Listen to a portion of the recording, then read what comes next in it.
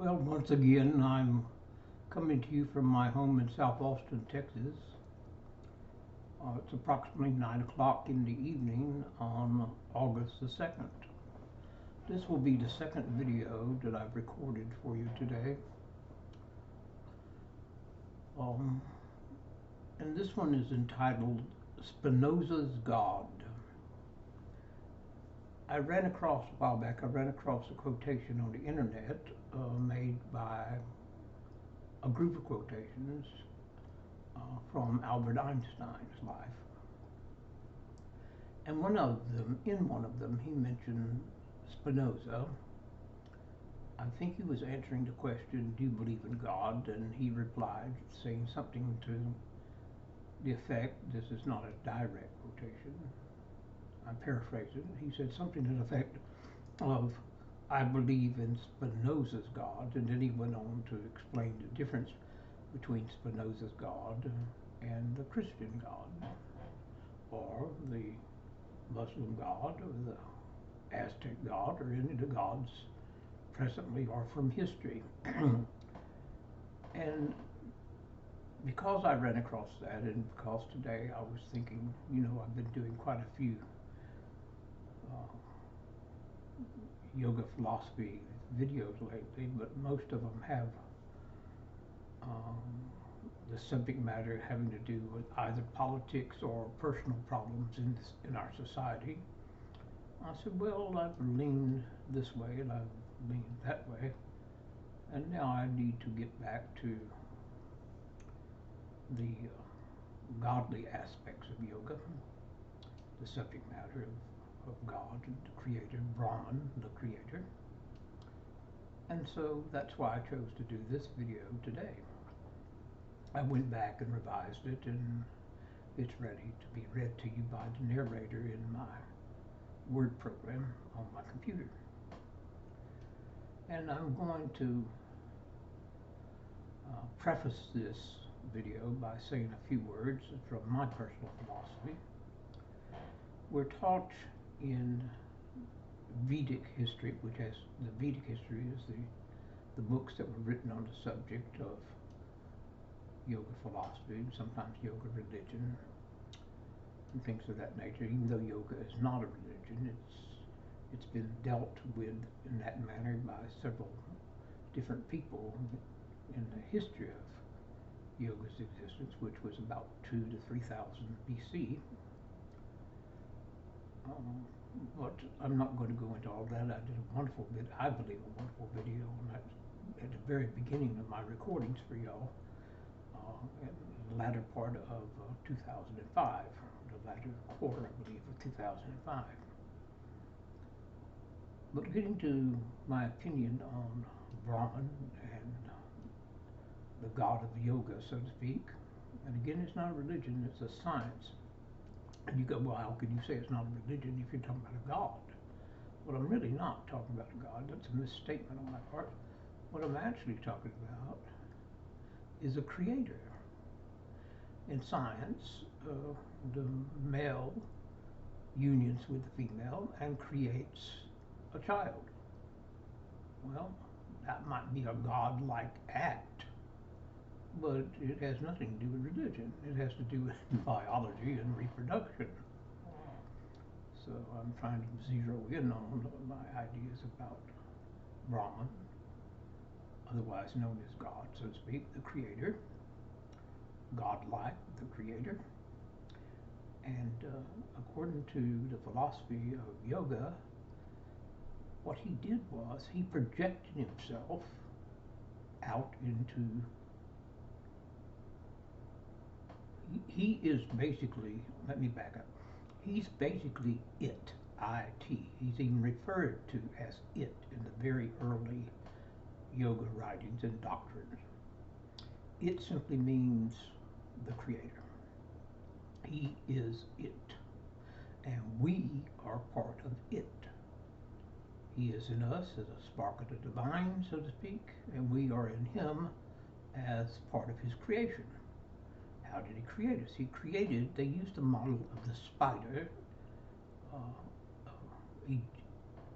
ejecting web from its body to create the web-like substance to create the web, and then through his motion he creates, and his design he creates a web in which he lives and inhabits. Well, this is how the ancient yogis thought of Brahman creating what we now call the cosmos, the universe. He projected from himself all of creation, like a spider would. And he kind of sits at the center of it, I suppose, or anywhere in the structure he wishes to sit. After all, he is it. But he's not the type of God or creator that challenges man's activities or dabbles in the affair of lovers or criminals or any of that. He's well outside of the realm of human affairs. Spinoza agreed with this idea, as you will see in the essay that I'm about to have my word program narrate for you. Well, there's my opinion on it, and since I just wrote that off the cuff for you by speaking it to you from my subconscious, now I'm going to give to you the narration, or present to you the narration of my writing on the subject of Spinoza's God. And here we go. Excuse me one moment.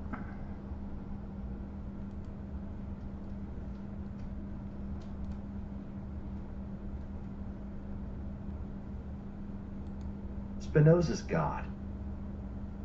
Nature and its laws of order. James H. Exum / Sakshi. Austin, Texas. Copyrighted August 2nd, 2026. All rights reserved. To understand God, for Spinoza, is not to imagine a face behind the stars. Sakshi. I believe in Spinoza's God, who reveals himself in the lawful harmony of the world, not in a God who concerns himself with the fate and the doings of mankind. Einstein. A God without distance. The following is a contemplative essay on Deus Sive Natura, the lawful harmony of existence, and the Vedic language of the One. There is a way of speaking about God that does not begin with a throne, a thunderbolt, or a finger pointing down from the clouds. It begins with the quiet order of things, with the river taking the shape of its banks, with the star burning not by command, but by necessity, with the mind waking up inside the body and realizing that thought itself is not outside nature, but one of nature's own flames. This is the doorway through which Baruch Spinoza enters. This is also the doorway through which Albert Einstein, centuries later, looks at the universe and says, in effect, yes, there is something divine here, but it is not a king. It is order. It is harmony. It is law. It is the sacred refusal of chaos to be meaningless. Spinoza's phrase Deus Sive Natura, God, or nature, does not reduce God to scenery. It does not say that God is merely the forest of trees, stones, winds, bodies, and planets. It says something more exacting and more radical, that the one infinite substance, the one self-existing reality, is what religious language calls God and philosophical language calls nature. Not two, not one above the other. Not creator here and creation there. One. And then the mind begins to bow, not because it is frightened, but because it recognizes the immensity of what it has always been inside. In Vedic language, one might hear an echo of Brahman, the ultimate, all-pervading reality beyond limitation. One might also hear Sat, being, truth, that which is. These words do not make Spinoza into a Vedic sage, nor Einstein into a rishi, but they give us a bridge. They let the Western mind and the Eastern ear meet in the same clearing. Spinoza says God is not elsewhere. The Upanishadic intuition says the real is not elsewhere.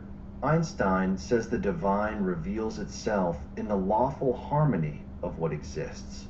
3 different cadences, 1 luminous direction. Look closer. Do not flee the world to find God. Learn to see the world without division. The God who is not a person.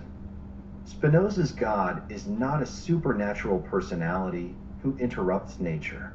This is the first hard stone in the path. For Spinoza, God is not an artisan standing outside the universe, shaping matter as a potter shapes clay. God is the infinite substance in which all things exist, and through which all things are conceived. Everything that is in God. Nothing can be outside God, because outside infinite reality there is not an outside. There is no second universe from which God can observe the world. There is only the one reality, expressing itself in infinite ways. This is why Spinoza's doctrine unsettled the religious imagination of his time. It removed God from the machinery of reward and punishment. It took God out of the temples. It took God out of the marketplace of bargains where prayer becomes transaction and suffering becomes debt. Spinoza did not deny the divine. He denied the human projection placed upon it. He saw that a God who becomes angry, jealous, flattered, persuaded, offended, or appeased is not infinite reality, but human psychology expanded to cosmic size. Here the Vedic term avidya, ignorance, misperception, the not seeing of reality as it is, becomes useful. Avidya is not mere lack of information. It is the misground lens that makes the partial appear whole. It is the habit of seeing separation where there is interdependence, ego where there is causality, private destiny where there is cosmic process. Spinoza attacks avidya in his own geometric way. He does not chant, he demonstrates. He does not ask us to believe, he asks us to understand. To understand God, for Spinoza, is not to imagine a face behind the stars. It is to grasp the necessity by which things are. Nature does not act because of whims. Nature does not pause to consult preference. Nature unfolds from the necessity of its own being. The apple falls. The blood moves. The mind forms an idea. The ocean answers the moon. The seed becomes root, stem, leaf, flower, fruit, not because an external ruler issues separate commands, but because reality expresses itself according to the laws of its own nature. Reverence for lawful harmony. When Einstein was asked whether he believed in God, he famously answered that he believed in Spinoza's God, who reveals himself in the orderly or lawful harmony of what exists, not in a God who concerns himself with the fates and actions of human beings. This statement matters because Einstein was not casually borrowing a philosopher's name for decoration. He was pointing to a form of reverence compatible with science, not superstition, not dogma, not fear, but wonder before intelligible order. Einstein's God was not a miracle worker violating the laws of physics. Einstein's religious feeling, if we may call it that, was closer to what he described elsewhere as awe before the rational structure of reality. The universe is not fully transparent to us, but it is not absurd. It can be partially understood. Mathematics reaches into the fabric of things and returns with patterns. Light bends. Time dilates. Space responds to mass. The stars do not flatter us, but they are not mute. They speak in relation, proportion, and law. In this reverence, there is RTA, Ta, cosmic order, the Vedic principle of right arrangement and lawful harmony. RTA, Ta, is the rhythm by which the sun rises, seasons turn, truth holds, and beings find their place within a larger coherence. Einstein's admiration for the lawful harmony of existence is not the same as the Vedic doctrine, but the resonance is strong. He does not worship disorder. He does not worship chance as chaos. He stands before the elegance of the real and feels humility. That humility is not weakness. It is intelligence in the presence of vastness. Here the cadence must slow, because this is the place where philosophy becomes inward. If God is the lawful harmony of existence, then the question is no longer merely, do I believe? The question becomes, can I perceive? Can I stand inside the living order without needing it to revolve around my personal desire? Can I love a God who does not interrupt causality for my convenience? Can I call the universe sacred even when it refuses to behave like my servant? Freedom, necessity, and the end of complaint. Spinoza's teaching on freedom is difficult because it wounds the ego before it heals the mind. We often think freedom means exemption from causality. I am free if nothing determines me. Spinoza says the opposite. A thing is free when it acts from the necessity of its own nature. God is absolutely free because God exists and acts from the necessity of divine nature alone. Human beings, by contrast, are often pushed and pulled by causes they do not understand. We call ourselves free because we are conscious of our desires, but ignorant of the causes that produce them. This is a severe mercy. It tells us that resentment is often confusion. Hatred is often inadequate knowledge. Anxiety is often the mind imagining itself cut off from the whole. To become free is not to float above nature, but to understand our place within nature. Knowledge does not remove us from necessity. It reconciles us to the deeper pattern. The more adequately we understand causes, the less we are enslaved by passive emotion. The more we see the chain, the less we mistake each link for an insult. The Vedic word karma, action, deed, and the law of cause and consequence helps widen this insight. In common speech, karma is often reduced to reward and punishment. But at its deeper level, karma names the web of causation in which actions bear fruit according to their nature. Spinoza would not speak of karma as a mystical ledger, yet he would understand causality as the very structure of reality. Nothing simply happens from nowhere. Everything arises within order. Every thought has ancestry. Every wound has conditions. Every awakening has preparation. This does not make human life cold. It makes it honest. If anger has causes, then anger can be understood. If sorrow has causes, then sorrow can be held without superstition. If joy has causes, then joy can be cultivated. Spinoza's God does not rescue us from the order of things. Spinoza's God is the order of things, understood deeply enough that the mind stops demanding escape and begins learning participation. The intellectual love of God.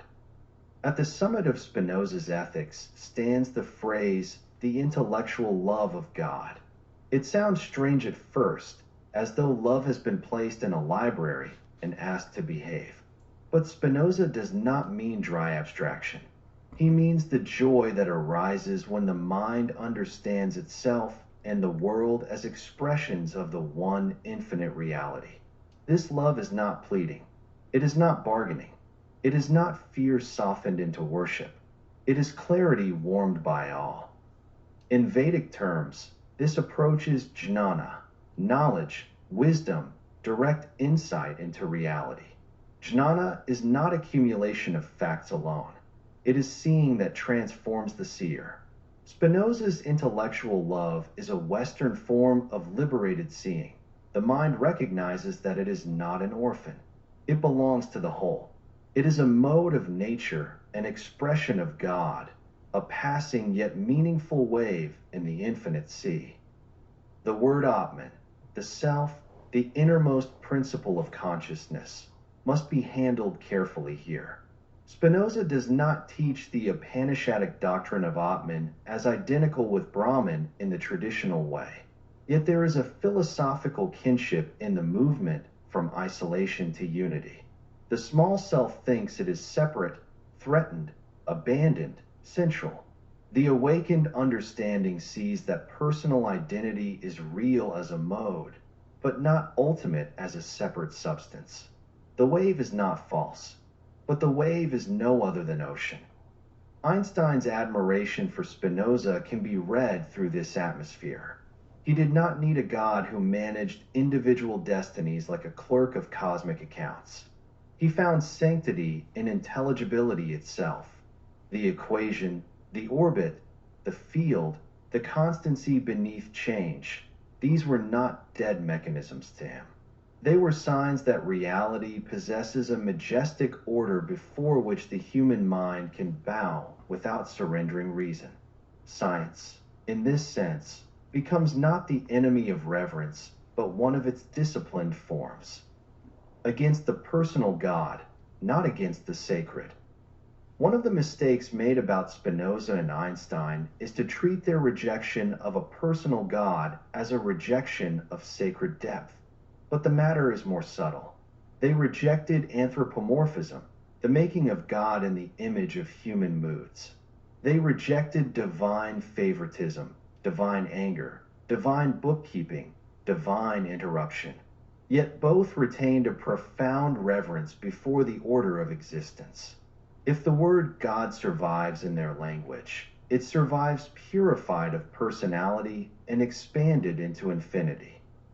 This is why their God can be difficult for both believer and atheist. The believer may say this God does not love, command, forgive, or intervene. The atheist may say this God is only nature renamed. But Spinoza's answer presses past both objections. If by God we mean an external personality, then no. If by nature we mean mere inert stuff, then also no. The real is not less than sacred because it is lawful. The sacred is not less than divine because it is immanent. The flame does not need to step outside fire in order to burn. The Vedic phrase tat tvam asi, that thou art, the teaching that the deepest self is not separate from ultimate reality, again gives us a contemplative resonance. In the presence of Spinoza's God, the human being is not a stranger in a foreign universe. We are nature becoming conscious in a particular form. We are the cosmos learning to name pattern, sorrow, beauty, and law. We are not the center of the whole, but neither are we outside it. That is enough. More than enough. It is a dignity without arrogance. Yogic philosophy and Spinoza, where the paths meet and part. To bring Spinoza into conversation with yogic philosophy, we must enter carefully, not forcing one system to become the other, but placing them side by side until their lights reveal both likeness and difference. Classical yoga, shaped by Patanjali and grounded in Sankhya metaphysics, begins with a profound distinction between Purusha, pure consciousness, the witnessing self, and Prakriti, primordial nature, the field of matter, mind, sensation, change, and becoming. Spinoza, by contrast, does not divide reality into two ultimate principles. He speaks of one infinite substance, God or nature, expressing itself through attributes and modes. Yoga begins with two, Spinoza begins with one. Yet both ask the same burning question: why does the human being suffer? And what kind of knowing sets the soul free? In yoga, bondage comes through avidya, ignorance, the confusion by which consciousness mistakes itself for the movements of mind and nature. The seer identifies with the seen. The witness says, I am the body, I am the thought, I am the wound, I am the appetite, I am the fear. Spinoza's work finds a Western equivalent in inadequate ideas. We suffer because we do not understand causes. We imagine ourselves isolated, offended by reality, acted upon by hostile forces, when in truth we are modes within a vast causal order. The yogin says ignorance binds the self to Prakriti. Spinoza says inadequate knowledge binds the mind to passive emotions. Different language, same medicine, seen more truly. The yogic term viveka, discriminative discernment, the clear seeing that separates the real from the confused, stands near Spinoza's ascent from inadequate to adequate ideas. In Patanjali's path, Vivekakhyati, unbroken discriminative knowledge, reveals that Purusha is not the restless contents of Chit, the mind field. In Spinoza, the mind rises when it understands things through their causes and sees itself not as a kingdom within a kingdom, but as part of nature's lawful unfolding.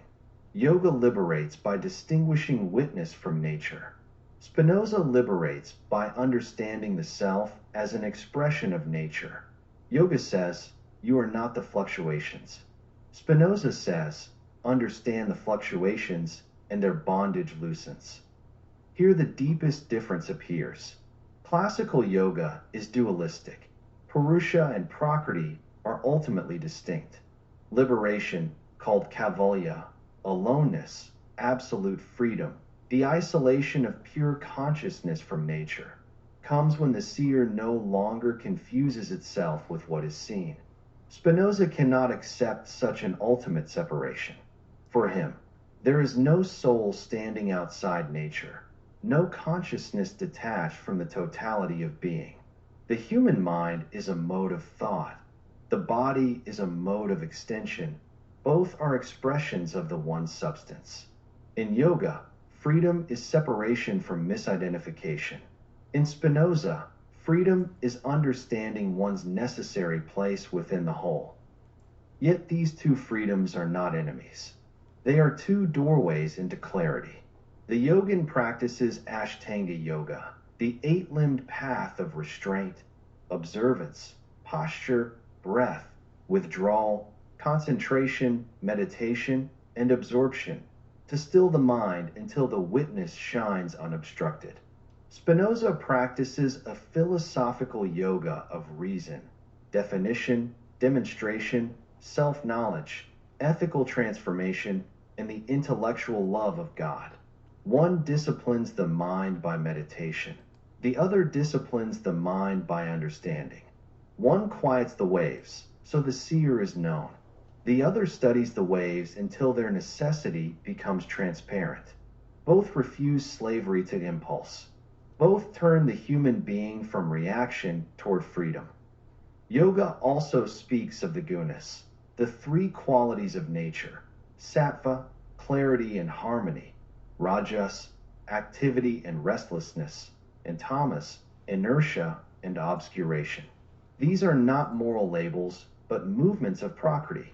Spinoza has no doctrine of the gunas, yet his analysis of human affects moves in a related direction. Some states diminish our power to act, others increase it. Confusion contracts us. Understanding expands us. Passive emotions bind us to external causes. Active joy arises when the mind participates more adequately in the order of reality. In yogic language, the mind becomes more sattvic, clear, balanced, transparent. In Spinoza's language, the mind becomes more adequate, more active, more free. The role of God also differs.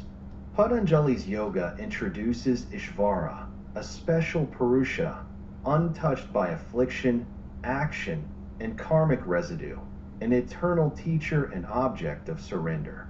Ishvara Pranadhana, devotional surrender to Ishvara, is one means by which the practitioner softens egoic resistance and enters deeper absorption. Spinoza's God is not a special person, not a supreme Purusha, not an external teacher. Spinoza's God is the infinite order itself, the one substance expressing itself through all things. Yoga may kneel before Ishvara as a purifying focus. Spinoza bows through understanding. But both gestures can humble the ego, one through surrender, the other through comprehension. Thus, the comparison becomes a mandala of convergence and divergence. Yoga says, still the mind, discern the witness, and awaken to Kaivalya. Spinoza says, understand nature, transform the passions, and awaken to blessedness through the intellectual love of God. Yoga often moves from the entanglement of consciousness and nature toward their distinction.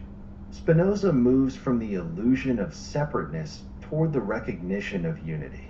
Yoga points to liberation as the seer standing free. Spinoza points to liberation as the mind knowing itself in God or nature. And yet both paths end where complaint falls silent. Both end where the ego is no longer the measure of the universe. Both end in a freedom that is not escape from reality, but awakening into reality as it truly is. The temple of what is and what is not. Spinoza's God is not found by escaping the world, but by ceasing to misunderstand it. Einstein's reverence is not found by abandoning science, but by following science until it becomes wonder. Between them stands a vision of the divine as order, unity, necessity, and immanent majesty. This God does not flatter us. This God does not bend the stars to our wishes. This God does not protect the ego from reality. But this God gives something greater, belonging within the infinite coherence of existence. Moksha, liberation, release from bondage, may be reimagined here as freedom from the illusion of separateness and complaint. Dharma, the sustaining order, duty, or right way of being, may be heard as alignment with reality rather than resistance to it. Ananda, bliss, the joy of being, may arise not from conquest but from understanding. Spinoza would say that blessedness is not the reward of virtue, but virtue itself. The liberated mind does not receive joy after understanding. Joy is the very activity of understanding when it becomes adequate, luminous, and whole. So the invitation is simple, but not easy. Look at the world again. Look without begging it to be smaller. Look without requiring God to be a magnified human being. Look at the lawful harmony of what exists. The breath, the equation, the forest, the body, the grief, the star, the silence after thought. If Spinoza is right, all of it is in God. If Einstein is right, the divine speaks through its order. If Sakshi is correct, then God is it, i.e., everything. If the Vedic sages such as Sakshi are heard across the distance, the one is not elsewhere, but here and now, not hidden behind nature, but shining as nature, not apart from being, but being itself. Brahman, the infinite real. Rta ta, the cosmic order. Jnana, the knowledge that liberates. And perhaps, in the end, the mind concedes not because it has been defeated, but because it has finally understood where it has always been in the scheme of things. And there you have it. It was a bit elongated, I truly admit, but complex subjects generally need complex references and concepts and explanations. And that's what I gave you. That's what I wrote. That's what I meant. And that's what I gave you. So thank you so much. If you are a bit bewildered by any section of that, please just replay it. Go back and find a section and then replay it until you gain a complete comprehension. Again, it's not an easy task, but it's well worth the effort. It's one of the best videos, I believe, I've ever produced, wrote, directed, and produced, not to mention filmed. I'm going to start my goodbyes now. Thank you. Be good to yourself, be good to others, be good to strangers. And remember, all the problems of the world, they weigh heavily on us now, they too shall pass. And good night to you. Thank you.